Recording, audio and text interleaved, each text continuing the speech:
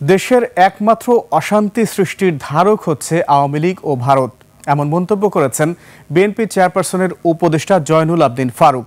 বাংলাদেশের বর্তমান সমসাময়িক বিষয় নিয়ে জাতীয় প্রেসক্লাবে আলোচনা সভায় এই মন্তব্য করেন তিনি। জয়নুল আবদিন ফারুক প্রশ্ন তোলেন, ভারত বাংলাদেশের বন্ধু হলে বাংলাদেশের গণতন্ত্রে কেন হস্তক্ষেপ করছে? তিনি বলেন, বাংলাদেশ সরকারের সামনে একমাত্র বড় চ্যালেঞ্জ নির্বাচন। সরকারের আশেপাশে বহু ষড়যন্ত্রকারী রয়েছে, তাদের বিষয়ে সজাগ থাকতে হবে। একটি পক্ষ জনতার ঐক্য নষ্ট করতে চায়, তাদের বিরুদ্ধে জনগণকে রুখে দাঁড়ানোর আহ্বান জানান তিনি। দেশে অশান্তি সৃষ্টির প্রয়াসের পেছনে একমাত্র শক্তি আওয়ামী লীগ আর ওই ভারত। কিসের বন্ধু আপনি? যদি বন্ধু হইতেন আমার পদ্মা শুকিয়ে গেল কেন? যদি আপনি বন্ধু হতেন আমার ফারাক্কা বাদ কেন?